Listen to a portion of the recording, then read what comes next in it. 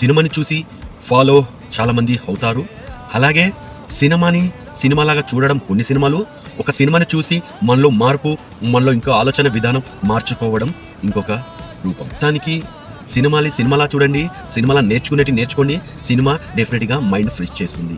So Dhurandhar cinema గురించి మాట్లాడాలంటే అది సినిమా కాదు, మనలో ఉన్న దేశభక్తిని కట్టి లేపుతుంది. పాకిస్తాన్ని ముప్పు తిప్పలు పెడుతూ ఎప్పటికప్పుడు పాకిస్తాన్ని ఎదురుగానే ఢీకొంటుంది. అలాంటి వాళ్ళకి మనము ఎంత చెప్పుకున్నా, ఎంత స్మరించుకున్నా చాలా తక్కువే. మన ముందు జరిగేది ఒకటి, మన వెనక జరిగేది ఒకటి. తెర ముందు ఎన్ని విచిత్రాలు చూసినా తెర వెనకాల జరిగేటి చాలా ఉంటాయి. మన ఇండియన్ ఆర్మీ ఏజెంట్స్ చాలా చాలా గ్రేట్. వాళ్ళని చూసైనా కొంచెమైనా సిగ్గు తెచ్చుకోవాలి మనం. సినిమా హీరోలకి ఇచ్చే వాల్యూ ఆర్మీ వాళ్ళకి ఇవ్వము. సినిమా హీరో రోడ్డు మీదకి వస్తే లక్షల మంది జనాలు బయటకు వస్తారు చూడడానికి. అదే దేశం కోసం ప్రాణాలు అర్పిస్తే ఆర్మీకి ఇలాంటి ఏజెంట్లకి మన ముందున్న కనీసం సెల్యూట్ చెప్పడానికి కూడా చంకోసిస్తాం. డెఫినెట్గా మన మార్పు డెఫినెట్గా రావాలి. ఇలాంటి సినిమాలు చూసైనా కొంచెమైనా బుద్ధి తెచ్చుకోవాలి. ఇప్పుడు 500 రోడ్లు 1000 రూపాయలు రద్దు చేసినప్పుడు చాలా మంది తిట్టుకున్నారు. అఫ్కోర్స్ నేను కూడా తిట్టుకున్నానే. నరేంద్ర మోదీ గారు డిమానిటైజేషన్ చేసినప్పుడు చాలా బాధేసింది. అదే ధురంధర్ సినిమాలో చూశాక నాకు బుద్ధి వచ్చింది. డిమానిటైజేషన్ చేయకపోతే ఇప్పుడు ప్రజెంట్ హల్లకొల్లం ఉండేది. చెప్పలేం దాన్ని.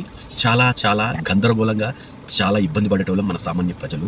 సో డిమానిటైజేషన్ చేసినందుకే చాలా హ్యాపీగా ఉంది. ధురంధర్లో క్లియర్గా చూపించడం జరిగింది.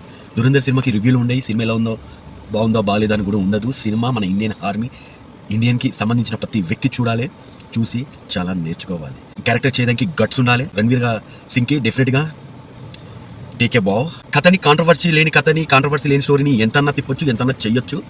ఇలాంటి సినిమాలు తీయడానికి డెఫినెట్గా చాలా మెచ్యూర్, చాలా మైండ్, చాలా దమ్ముండాలి. ఎందుకంటే ఉన్నది ఉన్నట్టు చూపించాలంటే చాలా చాలా గ్రేట్. డెఫినెట్గా డైరెక్టర్కి ఒక బిగ్ సెల్యూట్.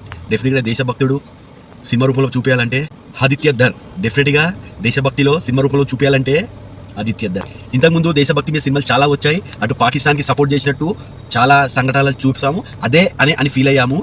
డెఫినెట్గా పఠాన్ సినిమా అనేది ఒక మన ఒపీనియన్ మార్చడానికే. అది యాక్షన్ రూపంగా బాగుంటుంది కానీ లాస్ట్కి పాకిస్తాన్కి ఫేవర్గానే ఉంటుంది. పఠాన్ మూవీ అది బిగ్గెస్ట్ హిట్ అయింది. తెలియక మనకు ఇండియన్ ఆర్మీ ప్రాణాలు అప్పేదానికైనా సిద్ధపడతారు తప్ప మనకి వ్యతిరేకంగా పాకిస్తాన్తో చేతులు కలిపి మన మీద దాడి చేయడం, మనని ఇక్కడ అన్నీ లీక్ చేయడం ఎన్నటికీ జరగదు. ఎన్నటికీ ఇండియన్ ఆర్మీ అలా చెయ్యదు. పఠాన్ మూవీలో డెఫినెట్గా తప్పు చూపించారు. డెఫినెట్గా రియలైజ్ అయ్యాను. పఠాన్ మూవీ 1000 కోట్లు కలెక్ట్ చేయడంలో చేసింది తెలియక యాక్షన్ని. అది సరైన సినిమా కాదు.